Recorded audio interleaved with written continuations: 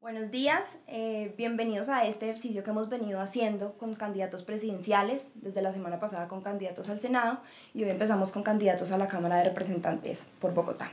Tenemos a tres invitados muy especiales, bastante diferentes. Con nosotros está Wilson Borja, candidato por el Polo Democrático, ya ha estado en el Congreso como representante a la Cámara por Bogotá durante 2 periodos, en el 2002 y en el 2006, y ahorita se aventura otra vez a tener una silla en el Congreso. Por otro lado, una cara nueva, joven, José Daniel, politólogo con maestría en gobierno de la Universidad de los Andes, está en fórmula con Rodrigo Lara, que aspira al Senado y va por Cambio Radical. Por este lado está María José Pizarro, cabeza de lista por la lista La de Ciencia, que tienen candidatos en el ASI, Maíz y Unión Patriótica, y hija del excomandante del M-19, Carlos Pizarro. Bienvenidos aquí a Semana, a este debate. Muchas gracias a ti, muy amable. Empezamos, principal tema de campaña de cada uno de ustedes. Empecemos, María José. María José. Bueno, el principal tema obviamente será el tema de género, mujer, la corrupción, pero también el ambiente, la movilidad y obviamente la paz. Daniel. Estoy concentrado en una bandera. Cada tercer día una mujer es asesinada, cada 8 horas una es víctima de violencia sexual y 3 mujeres por hora, solo considerando las que denuncian, son víctimas de violencia intrafamiliar. Eso debe cambiar y por eso queremos llegar a la Cámara. Wilson. Bueno, yo tengo 3 temas que tienen que ver con Bogotá, tienen que ver con todo el país. El primero es el que plantea Dani, porque es 110 mujeres asesinadas el año pasado. Eso es grave. Pero no solamente ellas, es todo el problema de la violencia y de la inseguridad que tiene la ciudad. El segundo tiene que ver con la movilidad. Tú no puedes resolver un problema de seguridad creando más problemas de movilidad como el que está pasando con lo de las motos. Tú no puedes tener gente en los buses de Transmilenio en peores condiciones que las vacas que llevan en un camión. Tú no puedes tener, igualmente en el caso de la salud, a la gente en los pasillos. Yo acabo de mandar unos twitters. Hoy el día sin carro aparece la promoción de la salud. En la 72, en el sector más rico de la ciudad. ¿Y qué pasa con los barrios? ¿Qué pasa con los pobres? O sea, lo urgente es la gente. Y eso no se da en esta administración del alcalde Peñalosa. Perfecto. Tomando un poco lo que usted decía, la seguridad en Bogotá en este momento está pues, en tema público. Aunque todos los índices bajan, el índice de aborto ha subido y la percepción de inseguridad en Bogotá está alta. ¿Qué hacer desde el Congreso ustedes como representantes a la Cámara para que la percepción baje y efectivamente el índice de aborto baje? Bueno, nosotros creemos que hay que empezar a tener una visión un poco menos policiva de la seguridad.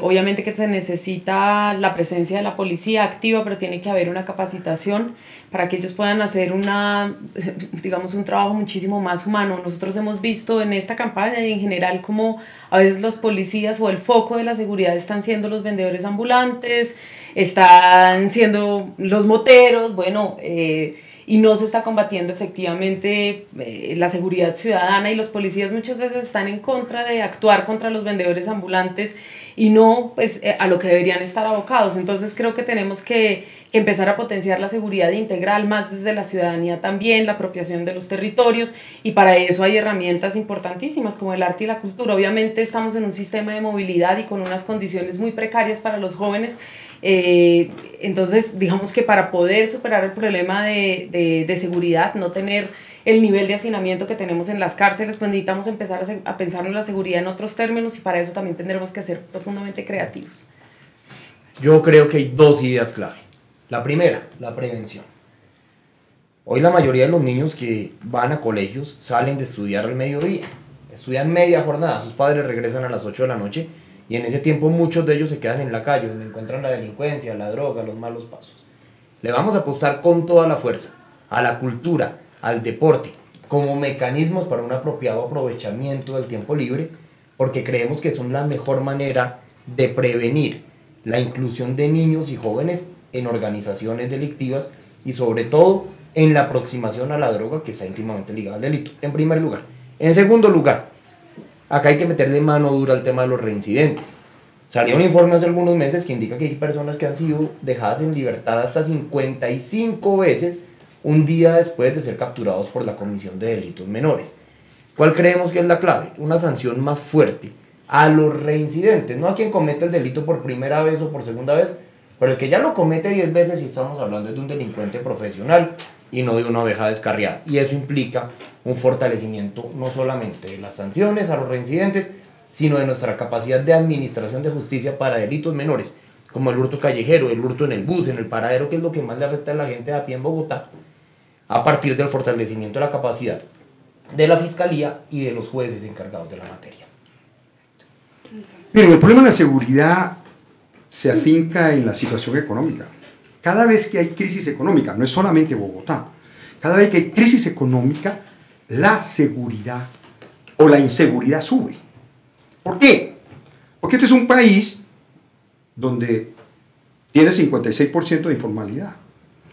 Y la gente vive de esa informalidad. O sea, hay una cantidad de gente, esto que se convierte en lo que dice Dani, de estos delincuentes sociales, viven de los que viven de la informalidad. Entonces, cuando hay crisis, la informalidad tiene crisis, la formalidad también tiene crisis, hay problemas de trabajo, toda esta cosa genera la inseguridad en el país. Y mucho más en una ciudad como la nuestra, que económicamente participa de todo lo fundamental pues, para la economía del país. Ese es un primer nivel. Si nosotros no resolvemos los problemas de fondo, realmente de fondo, que son todos los problemas que tiene un ciudadano de cualquier país, sobre salud, educación, vivienda, trabajo, vamos a encontrarnos con el problema de seguridad. O sea, de nada vale hacer gastos y más gastos del Estado si no vamos a los problemas de fondo. Y eso hay que tenerlo en cuenta. Esa es la causa de la inseguridad en cualquier país. Y lo segundo, leyes represivas. Esas leyes represivas, como el Código de Policía, que van contra la Constitución, se han caído 42 artículos del Código de Policía y hay 68 demandas más contra no sé cuántos artículos. Yo creo que va a desaparecer el Código de la Policía por pensar solamente en lo represivo. Cuando tú tienes que utilizar elementos culturales, elementos hacia la gente, es cómo formar a la gente. Miren, hay que ir a Guayaquil. En Guayaquil comenzaron a desarrollar, ¿qué? A resolver los problemas de los barrios deprimidos.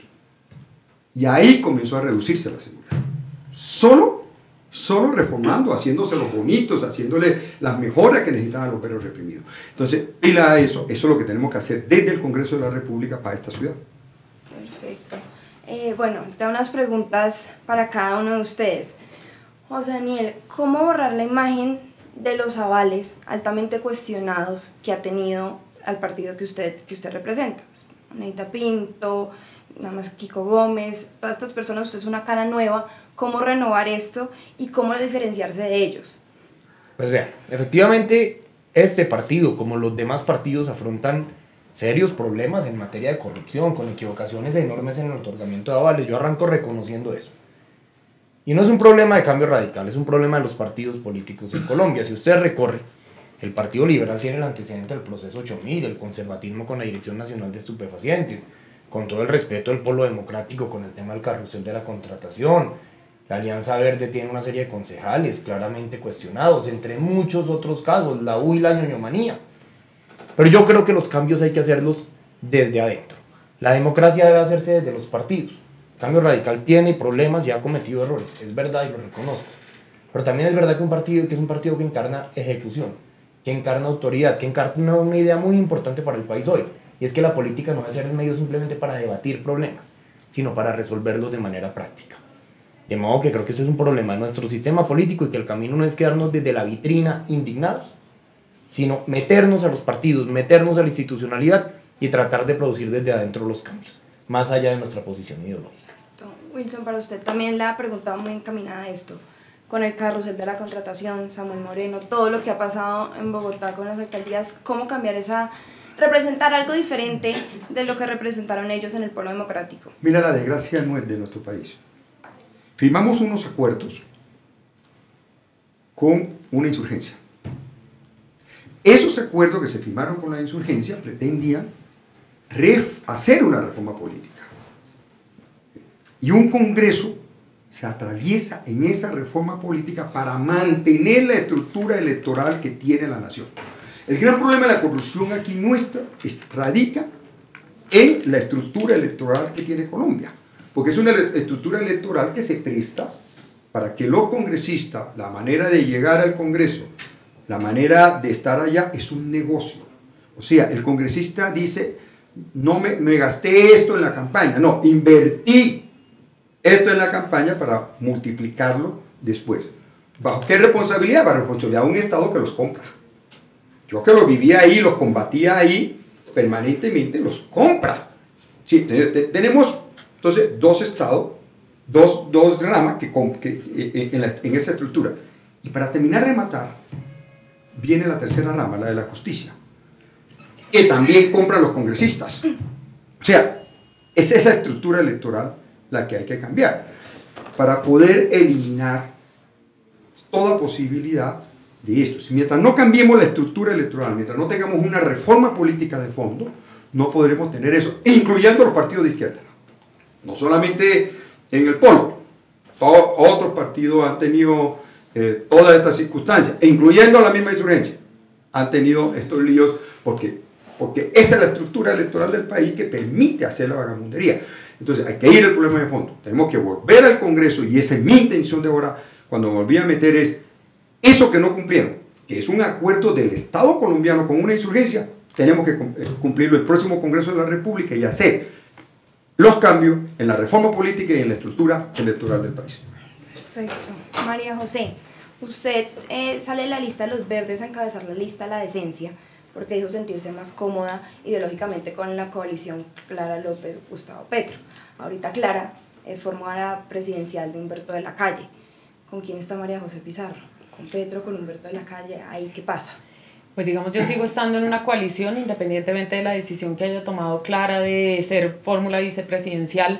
Ella tiene un compromiso con esta lista, no en vano, también su logo hace parte de esta lista. Fue esta coalición la que nos llamó a ser parte de ella. Entonces creemos, independientemente del lugar, que tenemos que seguir respetando esto, que además es la voluntad de los colombianos. Si nosotros miramos y generacionalmente están diciendo unidad, unidad, unidad, pues muy bien, yo estoy por la unidad. Ahora, estas decisiones son decisiones políticas que se toman después, y quien me invitó a conformar esta lista fue Gustavo Petro, pero obviamente hubo un tema de unanimidad, una elección por unanimidad, me propusieron ser la cabeza de lista, y yo sentí que aquí era un espacio donde se podía fortalecer esta capacidad de empezar a intentar espacios lo más amplios posibles en el ejercicio de la democracia, que yo creo que es, digamos, a lo que debemos estar abocados, no a la democracia de partidos, sino a la democracia ciudadana.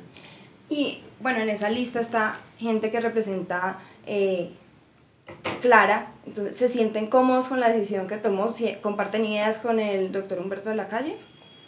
Pues yo creo que el señor Humberto de la Calle es un demócrata, de los demócratas que tiene este país. No, yo en términos personales no tengo ningún problema con Humberto de la Calle, pero obviamente estoy apoyando a Gustavo, porque además creo que fue la persona que se mantuvo firme en la palabra, un poco honrando esto que decía Wilson, el honor, el valor de la palabra empeñada es algo que hemos perdido los colombianos.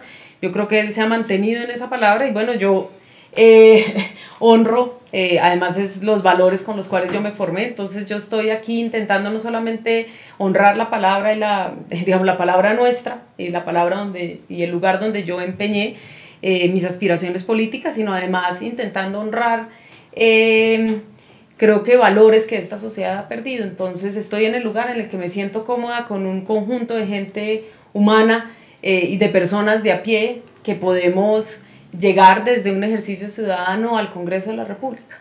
Perfecto. Retomando un poco lo que decía Wilson de la reforma que hay que hacerle a la justicia política para que esto de los avales no siga, para que la seguridad mejore, porque la seguridad es consecuencia de otras cosas. Estas son ya preguntas sí, no cortas. ¿Reforma política sí o no? Sí. Sin duda. Wilson. Indudablemente va a ser uno de mis elementos allá en el Congreso. Perfecto. ¿Algo más de Bogotá? ¿Metro elevado o subterráneo? Metro subterráneo. A estas alturas, elevado. Yo creo que la discusión sobre el metro no dependía de si era elevado o era subterráneo. Yo creo que la discusión no está ahí.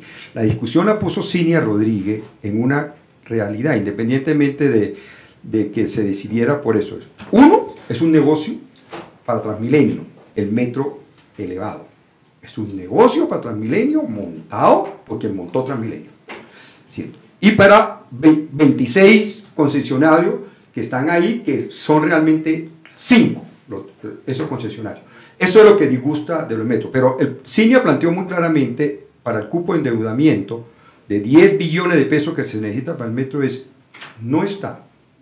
3 aspectos que son muy importantes, por lo menos 2 de ellos muy importantes. 1, no existen los elementos técnicos para la construcción del metro, para poder justificar esos 10 billones de pesos.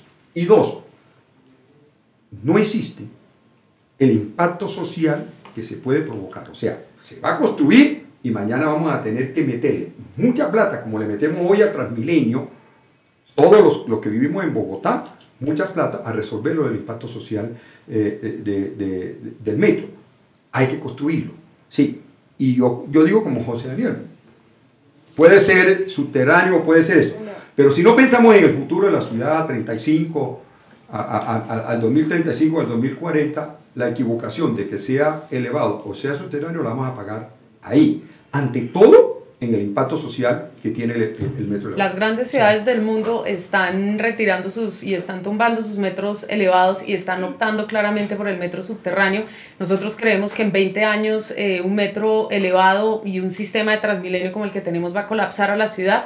Entonces, claramente la única solución viable que tenemos para poder transportar los miles de personas que transitan por esta ciudad va a ser el metro subterráneo, y eso lo ha demostrado ciudades que tienen metros hace décadas. No creo que nosotros estamos tarde de tener un metro, y obviamente un metro subterráneo sin llegar al endeudamiento tan grande, y estamos empeñando a la ciudad. Los próximos 2 o 3 alcaldes no van a tener recursos para ejecutar por una obra realmente irresponsable y por un capricho realmente, cuando ya habían estudios previos y ya se había hecho un camino en pero mucho mayor habría sido el costo financiero de un metro subterráneo. Pero más allá de la discusión, en este punto tenemos que ir a los hechos, porque Bogotá lleva 60 años sin metro, porque la política se tomó el debate sobre el metro.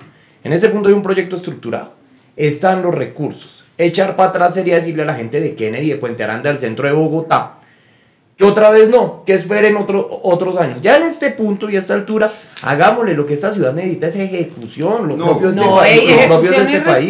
Pero en este momento pero perdónenme, termino la idea.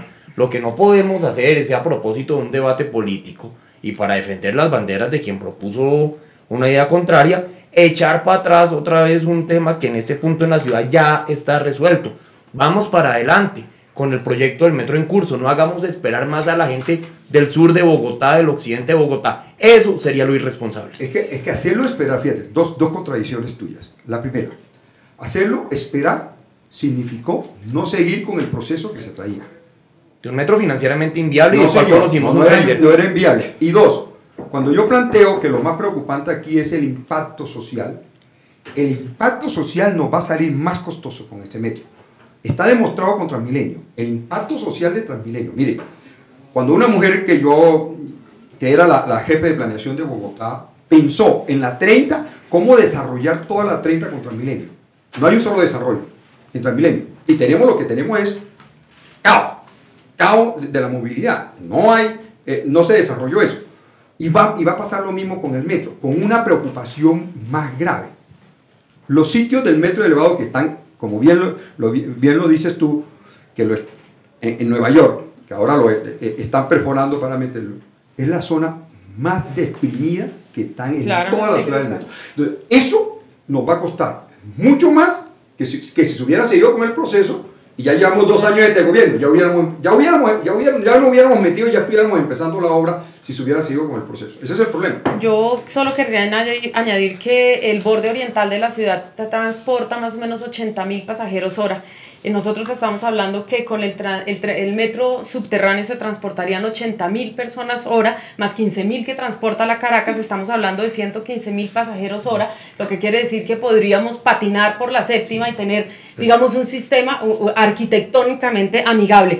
Ahora, hacer todo este proyecto de metro elevado transportaría en total 57.000 pasajeros hora, y me dirás que esa es una solución a largo plazo, cuando además estamos en una ciudad densamente poblada y que va subiendo en esa densidad. Entonces no se trata de ejecutar por ejecutar, se trata de hacer las cosas bien y hacerlas pensadas. Esa misma, perdóname un segundo, fue la intención de Peñalosa cuando iniciamos con el Transmilenio. Ya había un proyecto de metro, ya digamos, se había avanzado, la ciudad había avanzado en este sentido, nos fuimos con el metro y hoy estamos con un sistema de Transmilenio ineficaz, incómodo y digamos ineficiente en términos de calidad y tiempo, donde subirse a un Transmilenio todos los días es un reto para los ciudadanos, es la supervivencia del ciudadano. No sé si ustedes viajan, yo viajo diario en Transmilenio y digamos, es absolutamente inhumano movilizarse. Entonces no veo por qué tenemos que seguir en una proyección irresponsable y no asumir decisiones, además ambientalmente responsables. Miremos nuestra ciudad, cómo la queremos y cómo la queremos en 25 años. Yo creo que esa es la proyección. Pero 25 años es el doble del tiempo de 12 años que los partidos que ustedes representan estuvieron en el poder y no construyeron ni un centímetro y ahora vienen a proponer. No pudieron. Bueno, pero tuvieron 12 años de absoluta continuidad y no lo pudieron hacer. Prueba de la incapacidad. Ahora quieren gobernar el país cuando no pueden gobernar una ciudad. De modo que, y ahora la idea es frenar un proyecto que en 2 años ha avanzado más de lo que sus gobiernos pudieron hacer en 12 años. Por eso yo creo que hay que seguir adelante. Tenemos incapacidad también el puente, por ejemplo, que se acaba de caer. En esas cosas. Pero a Petro no se le cayó ningún proyecto porque no los pudo sacar adelante. Tenemos preguntas del público. Los renders no se caen. Para el candidato Wilson Borja. Al público. Si usted llega al Congreso, ¿votará a favor del proyecto que pretende prohibir las corridas de toros en el país? El problema de la discusión sobre la defensa de los animales va mucho más allá del problema de la corrida de toros. El lío que tenemos, por ejemplo, el lío que tenemos de los perros abandonados, de los gatos abandonados, de todas las cosas, es mucho más grave que el problema de la corrida de toros. 2. Yo me crié viendo toros desde la edad de los 3 años. Sé que es un proceso muy cultural, muy de arte, hasta donde llegaban los toros. Pero la discusión de fondo de esto lo resuelve es lo que quiere la mayoría. Por eso nosotros estamos en una democracia. Si la mayoría definen y lo que quieren es, y para eso debe ser el Congreso de la República, es que hay que eliminar la fiesta brava, pues habrá que cumplirles con la mayoría.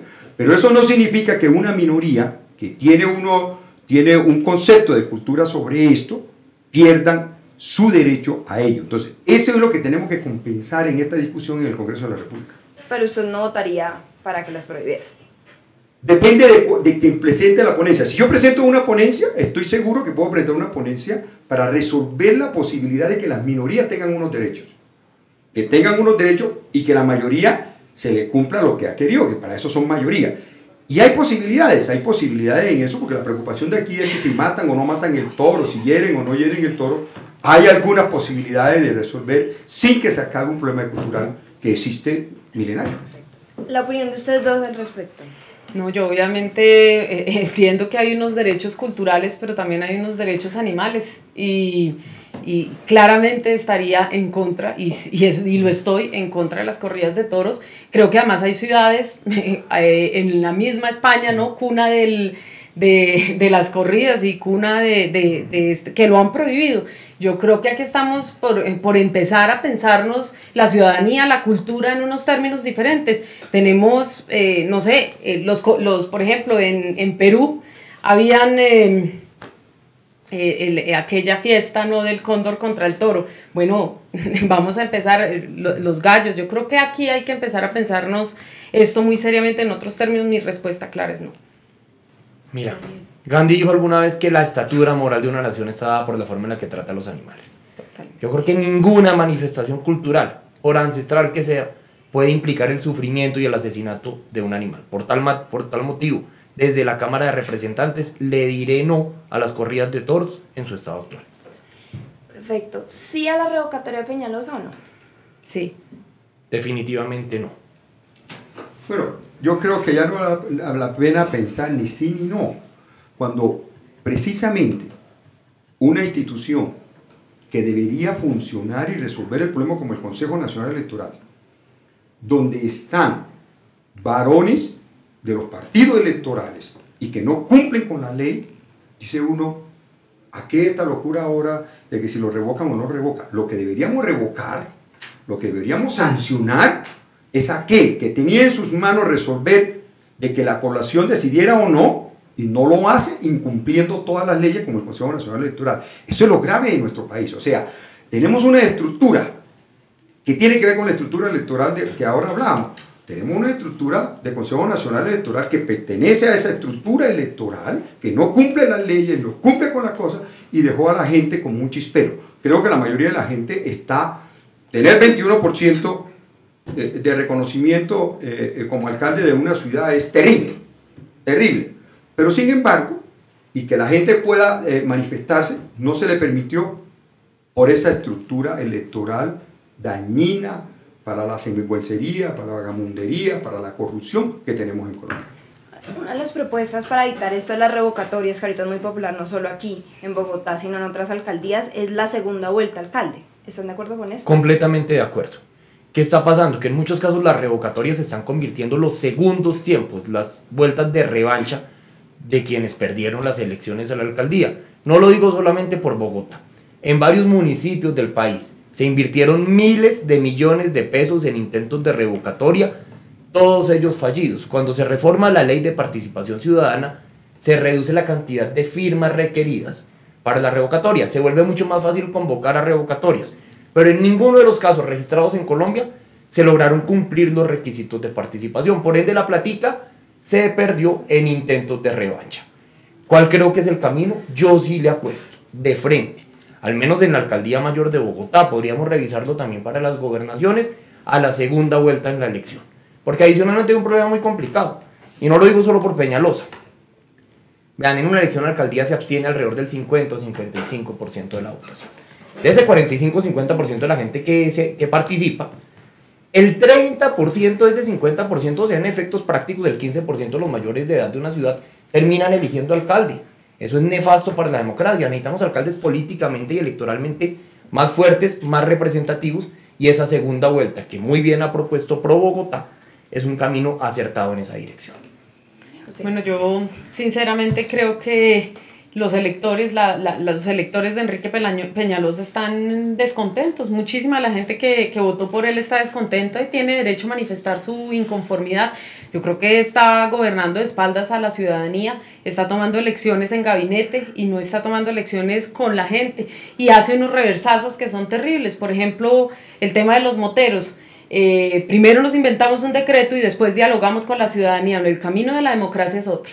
El camino de la democracia es la participación. El camino de la democracia es tomar decisiones en beneficio de las personas, en beneficio de las ciudadanías. Por eso nosotros estamos con la gente, y quienes habitamos esta ciudad tenemos derecho a tener una ciudad con unos gobernantes que sean respetuosos con las decisiones, que sean respetuosos con nosotros y que sean responsables sobre todo. Entonces, por eso creo que en este punto no tenemos un camino diferente. Mira, hoy lo que está sucediendo en el botadero Doña Juana, bueno, yo creo que es que no es una circunstancia, son una serie de decisiones que se están tomando a espaldas a la ciudadanía, y la ciudadanía tiene derecho a manifestarse. Y lo que le pedimos a la Comisión Nacional Electoral es que destrabe el proceso para que la ciudadanía pueda manifestar si está de acuerdo o no está de acuerdo con que Enrique Peñalosa siga en el Palacio Líbano. Mire, este es un problema que tiene una teoría de fondo. Castel, Alburquerque, Rozier nos plantearon una discusión que es lo que la gente no entiende en el problema, si es la participación o no. Mire, en el siglo pasado, hacia los 70 y los 60, hablábamos de gobernabilidad. A finales de los 80 y los 90 hablábamos de la gobernanza. Hoy hablamos de la giovernancia. ¿Qué significa esto? Los dos primeros, gobernabilidad y gobernancia, ¿quién lo hacía? El representante, el elegido, como estamos nosotros ahora jugando para que seamos elegidos.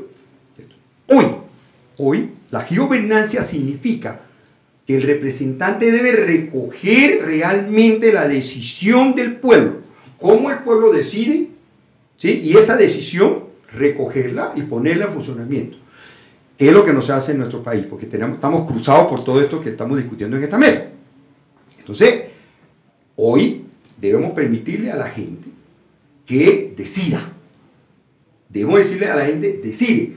Y yo como representante de ustedes recojo lo que ustedes deciden. Un ejemplo claro de esto de la participación que es muy importante, el presupuesto participativo. La gente decide cómo se hace, la gente decide cómo controla, la gente decide cómo se clasifica, la gente decide después cómo se evalúa y se valió o no valió la pena el presupuesto participativo. Lo mismo sucede con esto de la alcaldía. Es la misma, es la decisión de la gente. ¿Por qué?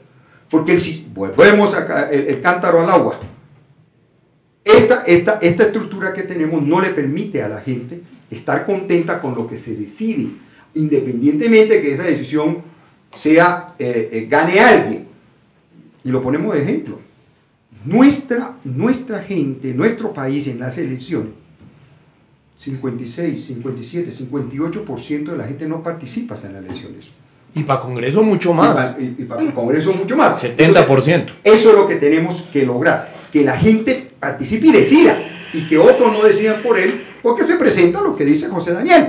Se presenta mañana el que no, vamos a revocar a este porque es que a mí no me gustó porque además fue elegido por minorías. Esa es la gran discusión que tenemos. Y esto es uno de los elementos recogidos teóricamente en estos planteamientos que he hecho. Bueno, precisamente para que la gente salga a votar el próximo 11 de marzo, para la que la abstención no sea tan alta, quiero que cada uno me diga brevemente por qué votar por ustedes, el número y, bueno, un poquito ahí de campaña de cada uno. Hacer proselitismo. Sí. Bueno, entonces los invito a que voten el próximo 11 de marzo, número 101 de la lista de la decencia, María José Pizarro. Queremos hacer una política decente, coherente, honesta, conectada con la sociedad, una política construida con y para la gente. Vamos a trabajar con las mujeres. Somos la mitad de la población y no hay democracia posible si esa mitad de la población no tiene paridad en los partidos y en las instituciones. Entonces, los invito a votar por el futuro, por una nueva generación. Somos la voz de la indignación, somos la voz de la renovación y vamos a trabajar. Entonces, los invito a hacer ese voto de confianza por el futuro de Colombia. Muy bien, le quiero hablar a los ciudadanos que nos están viendo. Soy José Daniel López, candidato a la Cámara por Bogotá, número 118, el último de la lista de Cambio Radical. Yo sé que para mucha gente es difícil salir a votar. Cuesta trabajo creer en un candidato. Y hay gente que cree que no votando protesta contra el sistema y castiga a la clase política. No votar para lo único que sirve es para premiar la corrupción. Y a la corrupción no hay que premiarla, hay que derrotarla. Por eso acá representamos una opción que es la opción de la renovación por Bogotá, de pasar de la indignación a la participación ciudadana, como lo explicaba al comienzo del debate, con prioridad en el tema de la prevención de la violencia contra la mujer, mediante una política de escuelas de padres de familia, cátedras de igualdad de género y gestión de recursos con el gobierno nacional para traer más comisarías de familia y más casas de refugio a Bogotá. Segundo, sacaremos adelante la ley del empleo para el adulto mayor, otorgándole incentivos tributarios a empresas que contraten en sus nóminas a personas mayores, como ocurre en otros países, en labores comunitarias de medio tiempo, educativas, muy importante en una sociedad donde solo el 15% de los adultos mayores puede pensionarse. Y por último, máximo esfuerzo en la promoción de programas deportivos y culturales. Queremos sacar un marco normativo para un programa que se llama Deporte y Cultura por Impuestos, donde le ofreceremos a empresas del sector privado la posibilidad de acceder a exenciones en el impuesto de industria y comercio si a cambio hacen inversiones directas en escuelas de formación artística y deportiva, como también en escenarios para los mismos propósitos. Creemos que ese es el mejor camino para luchar contra la inseguridad y el consumo de droga. Muchos otros temas, pero me extendería, como la ley de cuidadores de personas en situación de discapacidad, para que puedan pensionarse y tengan prioridad en programas de teletrabajo. Redondeo con lo siguiente: pasemos de la quejadera y de la crítica a las acciones concretas. Por eso estamos con la renovación por Bogotá. José Daniel López a la Cámara, Cambio Radical 118. Uy. Bueno, 13 aspectos. Yo he dicho, yo soy el 103 de la lista del Polo, 103 de la lista del Polo, entonces 103 compromisos, pero 100 con S, 3 compromisos con la ciudad. Esos 3 compromisos... Sí, porque 113 compromisos es una carga larga para los 4 años después. Tiene que ver con la movilidad, con la seguridad y con la salud. Todos estos aspectos están contemplados en leyes generales de nuestro país que hay que cambiar. Hay que cambiar la ley C. Hay que cambiar los criterios de movilidad que ya están aprobados en el Congreso. Y hay que cambiar, ya de hecho, porque bueno, nos la está cambiando la Corte Constitucional, todo esto de código de policía y toda esta cosa, hay que cambiarlo y tener realmente leyes que nos permitan ir más allá de lo de la represión. Y un cuarto caso, que es muy importante para nuestra ciudad. Bogotá aporta el 25% del Producto Interno Bruto de la nación. Y aquí se recoge el 45.6% de los impuestos de la DIAN. Eso quiere decir que Bogotá aporta a la nación alrededor de 258 billones de pesos. Contrario censo, entre lo que recibe por la misma Constitución en el gasto general de la nación, son 5 y pico billones de pesos, más 360.000 millones de pesos de regalía. Hay realmente, ya no podemos hablar ni siquiera de que no es que el desequilibrio, no, eso es una locura, que esta ciudad le aportemos tanto a la nación y no recibamos, apenas recibamos nosotros, ni siquiera tiene porcentaje, 0,00.2% de esa misma nación a la que nosotros contribuimos para que toda la nación pueda avanzar. Ahí vamos a tener que resolver ese aspecto constitucional para garantizarle a la ciudad que así como aporta a la nación, reciba mayores ingresos. Bueno, aquí se acaba de ver en el debate por qué las mujeres tenemos que tener paridad realmente en el Congreso para que nuestra voz tenga una voz presente allí. Este debate de alguna manera fue reflejo de eso. Tenemos voces masculinas valiosas, pero necesitamos nosotras tener más espacio, mayor voz, mayor representación y poder ser nosotras voceras de nuestra propia agenda política y social y de nuestras propias leyes. Necesitamos un país en paz y un país en paz no se puede construir sin nosotras. Perfecto, muchísimas gracias a ustedes tres. O sea, Daniel, Cámara de Representantes por Cambio Radical, Wilson Borja, 118, Polo, Cambio Radical. 118, Wilson Borja, el Polo Democrático. 103. María José Pizarro, Lista de la Decencia. Número 101. Nos vemos dentro de 8 días a las 9 de la mañana aquí en Facebook Live con otros 3 candidatos a la Cámara de Representantes. Gracias.